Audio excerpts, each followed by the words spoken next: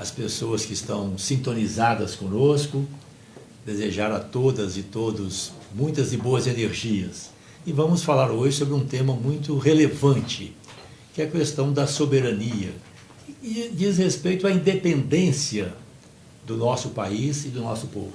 Tá certo. Nós já queremos agradecer a você que começou a acompanhar a transmissão pelo Facebook da página do deputado Patrus Ananias e também pelo PT na Câmara e as demais páginas parceiras que estão conosco neste ponto a ponto de quinta-feira, direto aqui de Brasília.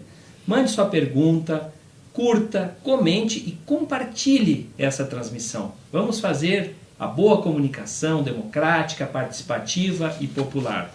Deputado Patrus, soberania nacional. Né? A gente usa muito esse termo. Gostaria que o senhor comentasse, explicasse um pouco mais sobre esse conceito para o nosso internauta. Claro que nós vivemos num contexto mais amplo, que é o planeta Terra, a humanidade, com os quais nós temos também compromissos, né? É o mesmo ar que nós respiramos, os mesmos mares, mas nesse contexto mais alargado do planeta, nós temos os países com a sua cultura, com a sua identidade, com a sua história, onde vivem pessoas, famílias, comunidades que têm um passado comum, que têm um projeto também comum, né? Muitas vezes a mesma língua e valores relacionados com essa identidade nacional, como é o caso do nosso país. Aqui no Brasil nós temos a nossa história, a nossa identidade. Eu, como ministro do Desenvolvimento Social e Combate à Fome, Leite, no governo do presidente Lula, quando nós retiramos o Brasil do mapa da fome e implementamos as políticas de justiça social, eu tive uma oportunidade inesquecível. Eu passei a conhecer todo o Brasil. Eu visitei todos os estados e muitos deles, se não todos, mais de uma vez. Né? E visitei por dentro, o interior, cidades menores, zona rural, a periferia das grandes cidades, e em todos os cantos do Brasil, em todos os estados do nosso país, eu me senti em casa. Sobretudo quando cantávamos juntos o hino nacional brasileiro, esse sentimento de pertencimento, né? Nós temos uma história e um destino comuns, né? É isso que nós precisamos preservar. A leitura que eu faço hoje é que nós estamos entregando o nosso país, entregando as nossas riquezas, o nosso patrimônio, comprometendo o futuro do Brasil. Não adianta, a meu ver, Leite, vai fazer, né, é importante sim o respeito, cantarmos o hino nacional, hastearmos e reverenciarmos a bandeira do Brasil, as cores do Brasil, mas aprendi, na melhor tradição cristã, que a fé sem obras é vã. É fundamental que essa relação com os símbolos da pátria se traduza efetivamente em políticas efetivas. E quando nós falamos de soberania nacional, independência do nosso país, nós falamos também de soberania popular. A nossa Constituição adota as duas expressões, soberania nacional, soberania popular. A soberania popular pressupõe a participação das pessoas, o exercício efetivo dos direitos e deveres da nacionalidade, da cidadania. E para que as pessoas possam exercer a sua cidadania, a sua nacionalidade, os seus direitos e deveres políticos, é fundamental que essas pessoas, nós queremos que todas as pessoas no Brasil tenham acesso, que as pessoas tenham direito aos bens e serviços básicos da vida. O nosso povo ensina com grande sabedoria: de barriga vazia ninguém pensa. Podemos ir mais longe: de barriga vazia ninguém vive. Nós sabemos que a prática das virtudes republicanas, democráticas, o exercício efetivo da nacionalidade, do patriotismo, pressupõe que as pessoas tenham dignas condições de vida, acesso à alimentação saudável, moradia digna, trabalho decente, acesso à educação, à saúde, à segurança pública. Então, esses direitos que constituem a cidadania são essenciais para nós formarmos a soberania popular. Tá certo.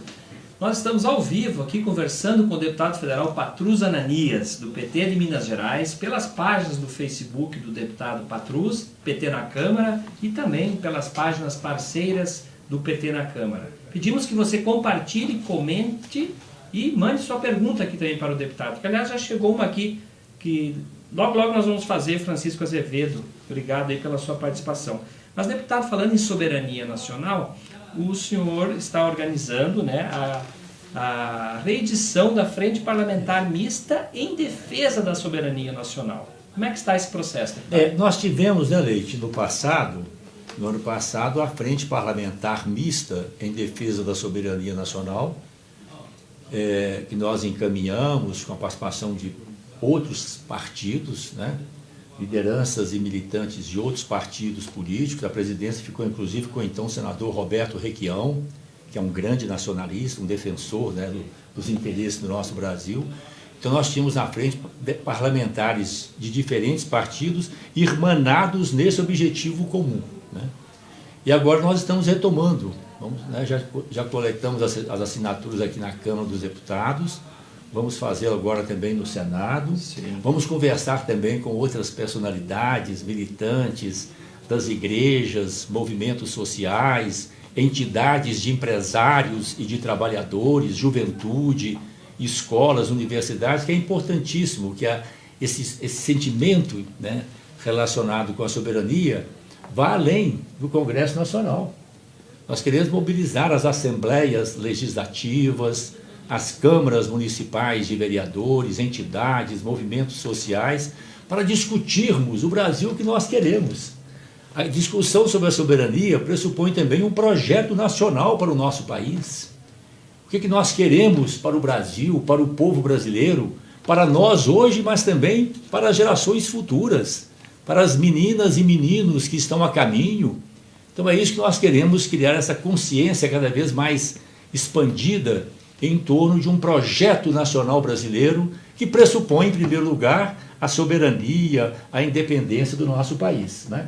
Então nós estaremos nos próximos dias lançando a frente, e como nós fizemos no passado, porque quando nós fizemos a frente parlamentar no passado, Leite, nós fizemos eventos em vários lugares do Brasil. Estivemos em São Paulo, no Rio de Janeiro, na capital de Minas, na minha cidade de Belo Horizonte, no Rio, em Natal, Rio Grande do Norte, Florianópolis, Santa Catarina, Fortaleza, Ceará, Recife. Tivemos em várias cidades do Brasil, e a ideia agora é retomarmos e aprofundarmos cada vez mais, levarmos o debate da soberania às bases da sociedade brasileira. Inclusive, deputado Patrus, ontem, né, foi lançada aqui na Câmara dos Deputados a Frente Parlamentar em Defesa do Setor Elétrico, que o senhor participou, claro, né, que já faz parte desse movimento, né, para evitar, né, privatizações de empresas como Eletrobras, claro, Eletronorte, Chesf e Eletrosul. Como é que foi ontem o lançamento? Foi muito bom. E essas frentes, elas integram a Frente em Defesa da Soberania, né? A defesa, por exemplo, do setor energético, elétrico, é fundamental. Privatizar a energia elétrica. A energia elétrica é um bem essencial à vida das pessoas. É ela que ilumina as nossas casas, os nossos lares, as ruas e avenidas e praças das nossas cidades. É a luz elétrica dos hospitais, dos postos de saúde, das escolas, das universidades, dos espaços públicos, dos espaços de convivência entre as pessoas. Não pode ser privatizado um serviço, um bem como este, que é um bem essencial à vida, um bem comunitário. Além do mais, a base da nossa energia elétrica, Leite, é a água, né? Sistema hidrelétrico. Privatizar o setor energético é privatizar as águas, que é um bem sagrado, um bem fundamental na vida das pessoas, portanto, um bem fundamental à soberania e ao desenvolvimento do Brasil, né? Nós sabemos que hoje a água está se tornando perigosamente um bem escasso, né? Então nós queremos também colocar esses temas em discussão e preservar efetivamente a riqueza e o patrimônio nacional. Nós estamos vendo hoje, além da ameaça de privatização do setor energético, do setor elétrico, a entrega das nossas riquezas, o pré-sal, né? A Petrobras, né? Os Correios, Falam também em privatizar os bancos públicos, o Banco do Brasil, a Caixa Econômica Federal, que cumpre um papel tão importante no Brasil. Eu, por exemplo, fui criado no interior de Minas, meu pai era fazendeiro, fui criado na roça. Desde menino eu acompanho o trabalho que o Banco do Brasil faz, por exemplo, no apoio à agricultura, agricultura familiar, aos fazendeiros e mesmo às propriedades rurais maiores. Aprendi também a ver o trabalho da Caixa Econômica Federal, entre outros, no setor habitacional, Minha Casa Minha Vida. Um grande desafio que nós temos é garantir ao nosso povo esse direito fundamental, o direito à casa própria. Então é um conjunto de ações que realmente estão em torno da soberania nacional. Por isso que eu disse, Leite, que a soberania nacional está vinculada ao projeto nacional, está vinculada ao desenvolvimento econômico, desenvolvimento social, político, cultural e ambiental do Brasil. Nós queremos aqui responder, deputado Patrus, um bom dia aqui também para a Noema Maria da Silva, que deseja um bom dia e Lula livre. Bom dia, Noema, saudações, estamos juntos nessa luta, Lula livre. O Paiva Vicente também, Lula livre. O Ronaldo Carlos Tauá, lá do Ceará, de Tauá. Eu conheço bem lá, a gente estive lá em Tauá. Já teve em Tauá, deputado? Olha só. O Carlos... Próximo a Crateús. Próximo a Crateús. Olha, a geografia tive lá, a memória é boa, né? O deputado que foi ministro, né? Que andou... Temos cultura bis de Crateús, Dom Fragoso. Olha aí, que maravilha. O Carlos Borelli também pede Lula livre. O José Andra dando um bom dia. São Paulo, aqui, São Bernardo do Campo presente. Que bom também, São Bernardo, as nossas lutas, o presidente Lula. A Eliane Ribeiro aqui falando de reforma da Previdência, dizendo não a essa reforma, né? O Paiva Vicente também. O Edson Nogueira da Silva, desejando um bom dia ao senhor. Bom dia, Edson. E aqui, deputado, a pergunta ela foge um pouco da conversa, mas ela é relevante, né? Do ponto de vista humano, inclusive. Francisco Azevedo diz assim: deputado Patrus Ananias, é possível levar um projeto para que o comércio, como supermercados e outros, não abram aos domingos, para que os trabalhadores tenham um dia de descanso? Muito obrigado, aguarde sua resposta. Francisco Azevedo. Olha, Francisco, esse é um tema que nós precisamos realmente debater, né? Eu fui, durante um bom tempo da minha vida, advogado sindical. Sempre advoguei para sindicatos de trabalhadores, movimentos sociais, associações comunitárias. Comecei a minha carreira acadêmica como professor de Direito do Trabalho e sempre nessa linha de defesa vigorosa dos direitos das classes trabalhadoras, né? Das pessoas que vivem do seu trabalho, do seu esforço, do seu suor, né? E é fundamental que nós preservemos as conquistas trabalhistas no Brasil. Eu participei ativamente da comissão que discutiu a deforma trabalhista. Infelizmente, fomos derrotados e tivemos um retrocesso lamentável, né? Em algum sentido até anterior ao período do direito do trabalho. Eu me lembro que na comissão que discutiu a chamada reforma, que eu considero uma deforma trabalhista, eles diziam, os defensores da reforma: não, nós temos que mudar a CLT, porque é 1943, claro que nós temos que aperfeiçoá-la, adaptá-la às novas realidades, mas preservando os grandes princípios do direito do trabalho e de proteção do trabalhador. Então eu dizia para eles: olha, nós estamos retrocedendo não em 1943, quando Getúlio Vargas fez o decreto da CLT, nós estamos retornando ao século XIX, ao período anterior ao direito do trabalho. Na medida em que nós estamos relegando, né, jogando no chão princípios basilares do direito trabalhista, né? Da mesma forma que estamos fazendo agora também com essa deforma da Previdência, né? Então eu penso que, agora a questão do trabalho aos domingos, eu penso que deve ser objeto de uma reflexão. O repouso semanal remunerado, né? Férias, né? A jornada de 8 horas, devemos lutar inclusive pela redução da jornada semanal, sempre nessa luta também, né? Para que os trabalhadores tenham tempo para o convívio familiar, tempo de estudo, de leitura, de convívio comunitário, de vivência das suas convicções religiosas, cívicas, né? É importante nós discutirmos, sim, progressivamente a redução também da jornada semanal de trabalho. Agora, a questão dos domingos merece uma reflexão. Eu confesso para você que não tenho uma posição fechada ainda, na medida em também que muitas pessoas, às vezes, precisam do domingo para fazer as suas compras. É importante também nós abrirmos, às vezes, as cidades aos domingos como forma de garantir a cidadania, como forma de contrapor também a questão da violência, porque eu sinto, às vezes, que nos feriados, domingos, as cidades se fecham, né? Especialmente o centro da cidade, os espaços comerciais, né? Os shoppings abrem, às vezes mais tarde um pouquinho, mas abrem. Eu tenho pensado muito nisso, como garantir a presença das pessoas nas ruas, nas praças, nas avenidas, nos espaços comerciais, até mesmo também nas escolas, para nós garantirmos essa convivência pessoal, familiar, comunitária todos os dias. Então essa é uma questão que merece sim uma certa reflexão, mas o meu compromisso primeiro é com os direitos da classe trabalhadora. O Carlos Eduardo Silveira Gonçalves, lá de Belo Horizonte, faz a seguinte afirmação: Patrus, quando prefeito de Belo Horizonte, iniciou toda a política de valorização das creches.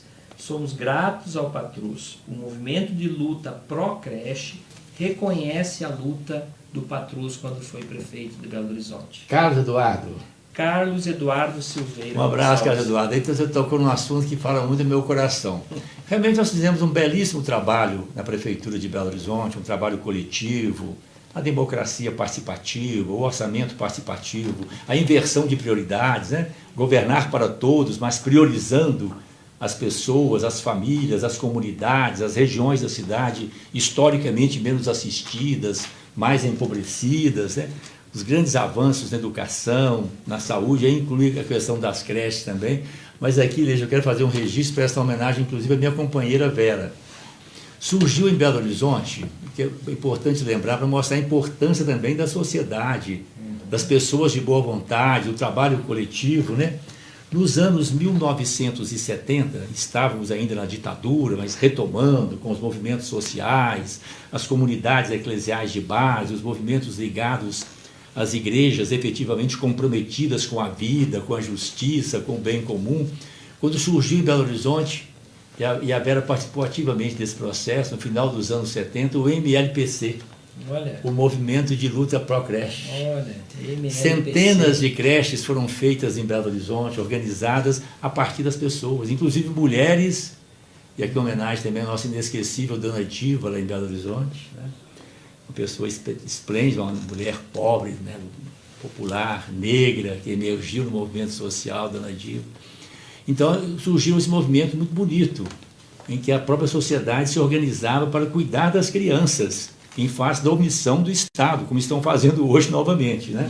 Quando nós assumimos a prefeitura, nós incorporamos esse legado e fomos avançando com as creches, no sentido de tornar também creches públicas, porque aí veio o avanço também da Constituição, 1938, em 1989 nós tivemos a Lei Orgânica de Belo Horizonte, eu era então vereador, e fui o relator da Lei Orgânica, e nós colocamos inclusive essa questão das creches também como um espaço de educação pública, como está na Constituição, né? E aí nós avançamos nesse sentido, e garantindo inclusive a alimentação saudável nas creches, né? Avançamos também na questão pedagógica, como continua avançando em Belo Horizonte hoje com as UMEIs, né? Eu penso que é um processo muito bonito, mas não poderia deixar de prestar essa homenagem a essas mulheres batalhadoras que começaram esse belíssimo movimento que tanto me marcou, que foi o Movimento Popular de Luta Pró-Creche, o MPLC. Olha a história, né? A importância da gente resgatar a história a partir de um comentário aqui, exatamente, como esse do Carlos Eduardo, deputado, foi lá na década de 70. Eu fiquei emocionado, Carlos Eduardo, que tocou um assunto. Além do que nós fizemos a prefeitura, e graças a Deus e as pessoas que somaram conosco, fizemos muito realmente, uma gestão que marcou, né, foi uma gestão da história de Belo Horizonte. É importante também nós lembrarmos sempre esse trabalho vinculado aos movimentos sociais, as pessoas que dão a sua contribuição para que nós tenhamos sociedades mais justas, mais solidárias, mais fraternas. Esse é um bom exemplo, né, deputado Patrus, juntando com a soberania popular. Claro, né, claro, exatamente. Início, né? É aquilo que eu estava dizendo, é o exercício da cidadania. Eu penso que é fundamental, Leite, que isso tem a ver com a soberania popular, né, a questão, que as pessoas cobrem sim do poder público, em todos os níveis. Cobrem transparência, cobrem a realização das obras, das políticas públicas, né? Cobrem as promessas de campanha, fundamental em todos os níveis, seja no nível municipal, estadual, nacional. O poder público deve prestar conta dos seus atos e as pessoas devem exigir essa transparência, né? E aqui eu lembro, inclusive, uma experiência que nós tivemos em Belo Horizonte, que nós precisamos retomar e ampliar, que é a questão da democracia participativa, o planejamento participativo, o orçamento participativo, trazermos as pessoas para que elas decidam onde e como aplicar o dinheiro público. Para acabar com a corrupção, nós queremos acabar com a corrupção e não fazer demagogia com ela, para acabarmos com a corrupção, o caminho é este, é trazer as pessoas para que elas saibam de onde vem o dinheiro, quanto é e onde ele deve ser aplicado. E aí as pessoas, inclusive, participarem também da definição dessas prioridades. Então é fundamental essa cidadania questionadora do poder, mas é fundamental também, a meu ver, que as pessoas, ao mesmo tempo que devem reivindicar os seus direitos e os direitos coletivos, comunitários, fiscalizar o poder público em todos os níveis, eu acho fundamental também que cada um de nós se pergunte o que é que eu posso fazer. Qual a contribuição que eu posso dar ao bem comum, à justiça social, à construção de uma sociedade onde todas as pessoas possam viver com dignidade. Isso eu penso também que é exercer a cidadania, direitos e deveres da cidadania, e com isso nós construirmos a soberania popular, que é fundamental para nós termos a soberania nacional. Olha, o relógio muitas vezes é inimigo da boa prosa, né? O deputado tem um compromisso daqui a 5 minutos. E um compromisso importante lembrar que a CPI, eu estou participando da Comissão Parlamentar de Inquérito que está apurando a tragédia criminosa de Brumadinho. Então vamos sair aqui dessa boa conversa, desse momento de reflexão, de conversa com as pessoas, para continuarmos a nossa luta, para bem esclarecermos a tragédia criminosa de Brumadinho e criarmos condições para que tragédias como essa não mais ocorram. Tragédia humana, centenas de vidas, atingindo centenas, milhares de pessoas, de famílias que não morreram, mas que perderam entes queridos, que perderam seus bens, pequenas propriedades, agricultura familiar, tragédia que atingiu também comunidades indígenas, quilombolas, tragédia humana, social e tragédia ambiental, como foi também a tragédia criminosa de Mariana. Lá foi o Vale do Rio Doce, e em Brumadinho é o Paraopeba, que é um afluente do Rio São Francisco, o rio da unidade nacional. Então nós estamos colocando também mais uma vez a questão das águas, a questão da vida, né? Bom, nós queremos então nos despedir aqui, agradecendo também a Renata Luiza, que diz que o senhor é um grande amigo Patrus, Renata. Sempre nas lutas juntos com o povo em Brasília, Um abraço, a Eva Gonçalves, a Denise aqui, que também se manifesta, e Nair da Silva dos Santos, lá do Rio Grande do Sul, obrigado. Que bom. Né? As terras gaúchas. Tá frio lá no Rio Grande, né? Então, deputado Patrus, mais uma vez, muito obrigado pela sua participação, né? E queremos convidar você a compartilhar essa entrevista. Chame seus amigos para conhecer as redes sociais do deputado Patrus Ananias. Conhecer o Facebook do deputado, o Twitter, que ele sempre coloca a sua opinião no Twitter, o Instagram, enfim. Conheça a boa prática política aqui em Brasília, da bancada do PT e hoje em especial o deputado Patrus. E como sempre, né, deputado, terminamos o programa pedindo aquilo que é muito justo, liberdade. Para o presidente Lula. Lembrando sempre que o presidente Lula é um preso político. E cada vez mais vai ficando mais claro e é importante que as pessoas se informem e se mobilizem também para nós preservarmos o Estado democrático de direito do Brasil. Muito obrigado, bom dia. Muito obrigado.